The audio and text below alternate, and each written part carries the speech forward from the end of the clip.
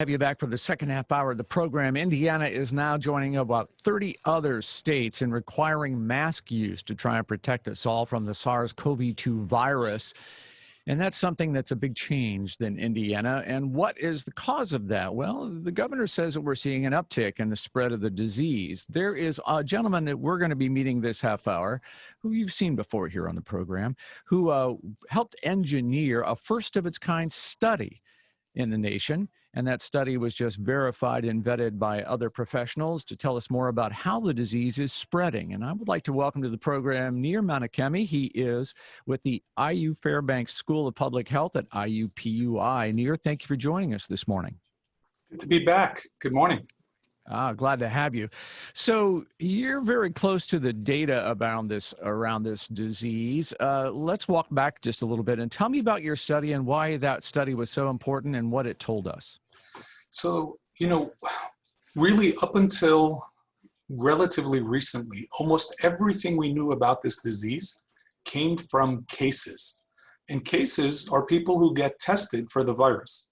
When you think about who gets tested, and especially when we had a shortage of tests, which we had in the beginning in Indiana and continues to be true in other parts of the country, the only people who were getting tested were the people who were most severely ill. They either had the worst symptoms, were the ones that were ultimately going to be hospitalized, or they were high risk or had comorbidities that made them high risk. And so really, all we've really understood about the disease was the people who were the sickest. We knew relatively little about people who were infected and either mildly infected or maybe infected without symptoms. And the reason knowing something about the people who are mildly infected is those are the people we believe are spreading it. We're not going to be able to control the disease if all we focus on the people with the most symptoms. And so our study was really trying to get a hold of, estimate the number of people who are mildly infected, really living in the community and might be currently infected. And so that's what our study focused on. So what did we learn? I think our disease prevalence rate was 2.8%. So 2.8% of the population was infected, has been infected. Is that correct? Yeah, so that was at the end of April, and what you said earlier was correct. Our study, which we reported through the governor's press conference in early May, based on data from late April, recently got published. So at the end of April, we had about a 2.8 cumulative incidence. In other words, the percentage of Hoosiers that were infected up until that point, either currently infected or previously infected, was about 2.8%. So do you have any way of knowing where we're at now since we've moved forward a couple of months? Yeah, so we've done the test again in the beginning of June. And at that time, we had evidence that the virus was slowing down. More people were obviously in the previously infected category than in the currently infected category. And it looks like, based on some of the data that we're all following closely, number of cases, number of hospitalizations, it looks like we might have lost some of the ground that we had gained when we were hunkering down in April and May. So I watched the Indiana dashboard, the State Department of Health's dashboard on coronavirus pretty closely. And right now it's saying, and hospitalizations have been ticking up. Right now there are 850 Hoosiers hospitalized with COVID-19. And I think people are going to be surprised that number is so small. If that's only 850 people statewide are hospitalized, why are we so concerned and why are we now in a mask order situation? So I like to think about this in terms of a conceptual pyramid. If you imagine everyone who could be infected at any given time, at the top of the pyramid, the smallest piece, the peak, some people will die, right? It's a small percentage. And up until relatively recently, we didn't know what percentage that was. Below that, you might have people in the intensive care unit. Below that, you might have people in the hospital. And as we go lower on the pyramid, you have more and more people represented on that rung on that pyramid, if you will. Mm-hmm. Below that are people who have symptoms and go to the doctor. Below that, you have people who have symptoms but don't go to the doctor because the symptoms aren't serious enough. And below that, you have people who are asymptomatic. In other words, not experiencing any symptoms, but are infected. Now, as you can imagine, what we are most worried about is overwhelming the healthcare system and having people ultimately die. And the only way we can do that is by managing the lower half of the pyramid. If more people on that lower half of the pyramid continue to become infected and are asymptomatic or mildly symptomatic or symptomatic and going to the doctor but not being admitted to the hospital, as that number goes up, we know the number on the top of the pyramid goes up also. And so the name of the game here is controlling infections in the community. And when we're looking at hospitalizations or even deaths, we are looking backwards in time on what was happening in the community 3 and 4 weeks ago. And so in many cases, when hospitalizations start going up out of control, it is already too late to stop the spread in the community. So what's our goal here? You know, we went into lockdown and we were told we want to flatten the curve. So what should be our goal? I just saw a report today that 150 doctors and researchers from universities around the country have sent a letter in and urging that we go back into a nationwide shutdown again. I think people aren't really clear on what is our goal. From a public health standpoint, what should that be? Yeah, so, from a public health standpoint, we want to prevent a maximum number of people getting sick and dying. On the other hand, we also can't just shut down everything at will. Just has been said many times, we have to worry about lives and livelihoods, in part because in some cases, shutting down the economy might create lots of ill effects that will spill over into poor health effects and maybe even some deaths. And so this is a very complex issue, and I don't want to, short shrift. I don't think there's an easy one-size-fits-all answer for every state, for every location. I think what decision makers and politicians and people making these calls are really trying to do is balance many complex things. And I think we sometimes hear on TV or on the radio that, oh, here's the simple solution to everyone's woes, and it's just not that simple.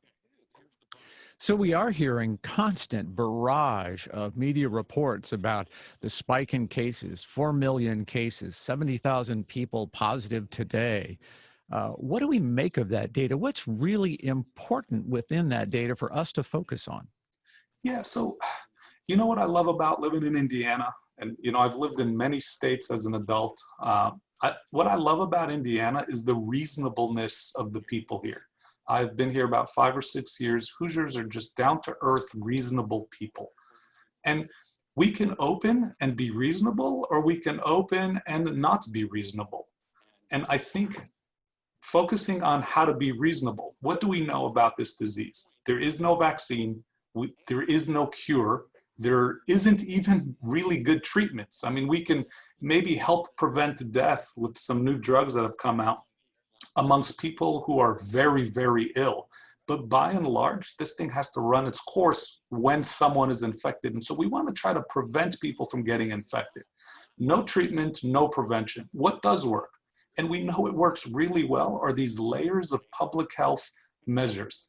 It's staying 6 feet away from each other. It's making sure our hands are washed, our surfaces are clean. We don't touch ourselves, our faces, our mouths. We wear masks. We don't congregate in large settings, especially not indoors. These are all things that we have observed now and understand that result in more infections.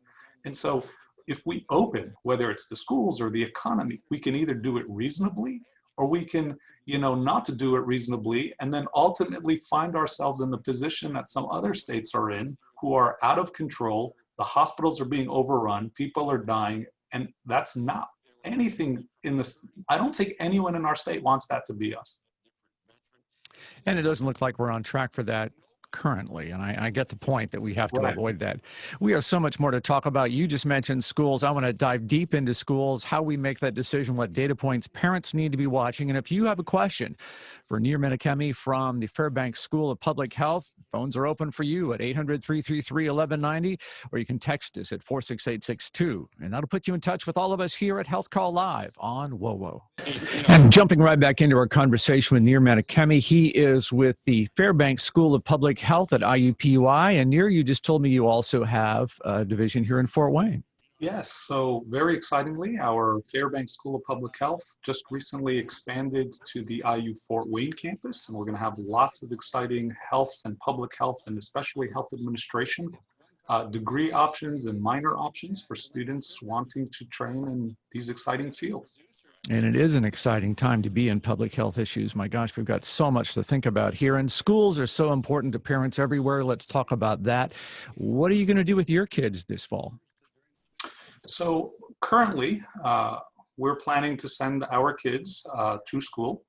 And as I said before, we're going to try to be as reasonable about it as possible. Yes, on the one hand, we are worried about our children's well-being, and that's what comes first and foremost. But on the flip side, we're also worried not only about their health well-being, but also their emotional well-being. We're worried about their educational well-being. I have a 10-year-old and almost a 13-year-old. And it's not natural for them to experience what they have been experiencing thus far. And so I'm supportive of our current school's decision to open up, but I am very interested in vigilance and reasonability with all the precautions that can happen. And let me also say this, and the evidence I think has mounted, although it's still inconclusive, but it certainly looks like children are not at risk of bad outcomes. Yes, it happens occasionally, and some kids have very unfortunate bouts. But what I am worried about are the teachers, the staff, the cafeteria workers, the bus drivers who are susceptible. I'm worried about the grandparents and the maybe elderly parents that these children interact with. What I'm most concerned about is children becoming vectors, spreading the disease, blowing up that bottom half of the pyramid, if you will, and then resulting in more hospitalizations and more deaths for others, not necessarily only children. Yeah, so as of July 17th, according to the CDC, children and adolescents account for under 7% of all COVID cases and 0.01% of COVID-19 deaths. So the risk to the kids themselves very slight. What stats are you going to be watching as you decide whether to keep the kids in school or maybe pull them out and bring them home? And as an administrator, what stats should I be watching about whether or not I should be closing my school? So you have to look at everything in a portfolio. If you're just looking at cases, there's some problems with that data because cases are a function of who's getting tested, how many tests there are, but are obviously very important. We also want to look at that positivity rate. As more people are getting tested, you expect to see the positivity rate going down. But that's not been true. We've seen more people tested and the positivity rate going up, suggesting that more people in the community might be infected. We also want to look at the emergency department data. We want to see the hospitalization data. We want to see the death data. We want to see capacity for ICUs and hospital beds. And no one data point, I think, is the make it or break it for understanding what's happening. Each of those data points I just mentioned has nuances and limitations, and you really want to see a complete picture of what's happening and not just cherry pick one data point. Yeah, so the CDC says parents should watch for uncontrolled community transmission, and that should be what you're looking for. But what the heck does that mean in real life? I'm looking at the state dashboard here, the coronavirus dashboard. Our state daily positive test rate right now is running 6.6%. So 6.6% of everybody tested is positive. Is that the marker to be watching? So that alone is not good enough, right? So who gets tested? If that fluctuates from one time period to the next, when it was very, very early on, the only people getting tested were people who were very symptomatic. And so you expect a high positivity rate among them. I recall it was as high as 15, 20, 25% in our state at some point. As more people getting tested, you expect that number to go down. If it goes up, that's worrisome. But I think some people have been going on vacation, and a couple of our friends have come back and then got tested immediately after they got back from vacation. Now, they might have gone to another state, they might have socially isolated. Some of them just went and, try to find a quiet place just to get out of the house. they might not have been putting themselves at risk. And so when an influx of tests come in of people who were not at necessarily high risk, but just want to know because they came back from vacation, you don't expect the positivity rate to go up, but you expect the number of people to have been tested to go up. So there are so many factors that influence these things that, again, no one data point is enough. To get to your question about what does that look like? What does uncontrolled, spread in the community look like? Well, hospitalizations are looking in the rearview mirror. When I see hospitalization rates go up, that means 3 or 4 weeks ago, infection rates in the community started going up. So if I see hospitalizations really ramping up now, I'm starting to get worried that infections in the community are already raging. Deaths are even more lagged, right? You imagine for a COVID death to occur, someone needs to have been exposed, contracted the disease, it needs to incubate in them. A couple of days later, they might start getting some mild symptoms. A couple of days after that, they might have enough symptoms to go to the emergency department or the doctor. Eventually, it gets out of control. They might be hospitalized. They might be in the ICU for 3 weeks, and then they might die. Deaths are looking back a month behind in the community. And so I'm going to be looking at things like cases, positivity rates, hospitalizations, deaths, and putting them all in context on what they are meaning about what's going on in the community, and then trying to project what that means about what's happening in the community right now. That's really what I think the CDC is talking about. And that's why our study was so unique in that we were able to get glimpses of what's happening in the community right now when we were doing the random sample testing. And we're planning to do that again in the fall and working closely with the Indiana State Department of Health and other agencies, and obviously coordinating closely with the governor's office. So contact tracing in Indiana has been outsourced to a private company. Do you have a sense of how that's working? Are we getting enough data? So that's not entirely true. It's outsourced statewide, but I know different cities are also engaging in additional contact tracing efforts. I know the Fairbanks School of Public Health has worked with Marion County and the mayor's office in Indianapolis to do contact tracing, and we're literally ramping that up now and hiring people as we speak. I know other cities are doing additional things as well. And so contact tracing is a, important and, challenging business, in part because you're knocking on people's doors, you're following up with them, you're calling them, you're trying to see who they might have been interacting with, who else might have been exposed, with the, ultimate goal of trying to stop that spread. And so contact tracing is super critical, as challenging as it is. And it's something you do before the spread is out of control. Once the spread is out of control, contact tracing starts becoming less relevant. So is it your sense that how close are we to being out of control? And I've got about 30 seconds for you. So our numbers are looking and pointing in the direction that no one wants them to be pointing in. And so I applaud all the different decision makers, from the governor to the mayors, who have either, instituted new directives about either wearing masks or, shutting down bars, or, helping us take a step back so that it doesn't fully get out of control. And again, this all goes back to that reasonableness that I think Hoosiers are, accustomed to. Leave me with a thought. Sum this thing up for me, if you can, in, again, about 20 seconds. So I love my freedoms, just like every other Hoosier does. But what bothers me sometimes is when people frame this as they're taking our freedoms away. I see it exactly the opposite. I see slowing down, asking people to wear masks, asking people to be reasonable is assuring that our freedoms can continue, because closing down the economy is the opposite of having our freedoms. And so I think we need to find that balance. I think we need to come together and see it from multiple vantage points, but I'd like to be able to sort of be reasonable about this with everyone else in the state.